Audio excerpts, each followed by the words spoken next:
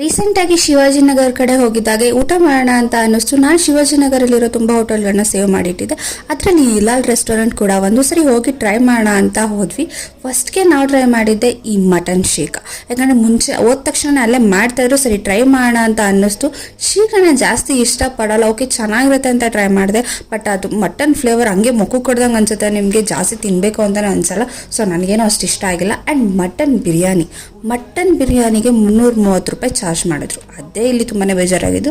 But taste wise ತುಂಬಾ ಚೆನ್ನಾಗಿತ್ತು ಅಂತ ಹೇಳ್ತೀನಿ. ಪೀಸಸ್ ಕೂಡ ಚೆನ್ನಾಗೇ ಕೊಟ್ಟಿದ್ರು. ಬಟ್ ಪ್ರೈಸ್ ಕೇಳಿ ಸ್ವಲ್ಪ ಡಿಸಪಾಯಿಂಟ್ ಆಯಿತು. ಆ್ಯಂಡ್ ಮೇನ್ಲಿ ಮುಂಚೆನೇ ಹೇಳ್ತಾ ಇದ್ದೀನಿ, ನೀವೇನಾದರೂ ನೀಟ್ ಆ್ಯಂಡ್ ಕ್ಲೀನಾಗಿ ಎಕ್ಸ್ಪೆಕ್ಟ್ ಮಾಡ್ತೀರಾ ಅಂದರೆ ಹೋಗೋಕ್ಕೆ ಹೋಗಬೇಡಿ.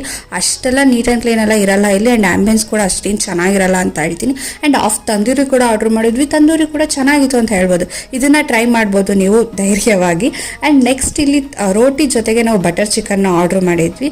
ಅದು ಓಕೆ ಚೆನ್ನಾಗಿತ್ತು. ಬಟರ್ ಚಿಕನ್ ಸ್ವಲ್ಪ ಸ್ಪೈಸಿಯಾಗಿದ್ದರೆ ಚೆನ್ನಾಗಿರೋದು, ಅದರ್ವೈಸ್ ಚೆನ್ನಾಗಿತ್ತು, ಟೇಸ್ಟ್ ವೈಸ್ ಚೆನ್ನಾಗಿತ್ತು ಅಂತ ಹೇಳ್ತೀನಿ. ಆ್ಯಂಡ್ ಇವ್ರಗಳ ಹತ್ರ ತುಂಬ ಸ್ವೀಟ್ಸು ಇರುತ್ತೆ, ಅದನ್ನು ಟ್ರೈ ಮಾಡೋಣ ಅಂತ ಅಂದ್ಕೊಂಡೆ. ಬಟ್ ಅವ್ರು ಯಾರೂ ಇಟ್ಟಿಲ್ಲ, ಬರೀ ಕ್ಯಾರೆಟ್ ಹಲ್ವಾ ಮಾತ್ರ ಇಟ್ಟಿದ್ದೀನಿ ಅಂದರು. ಸರಿ ಅದೇನು ಅಷ್ಟು ಬೇಡ ಅಂತ ಅನ್ನಿಸ್ತು. ಜಸ್ಟ್ ಇಷ್ಟು ಮಾತ್ರನೇ ತಿನ್ಕೊಂಡು ಬಂದ್ವಿ.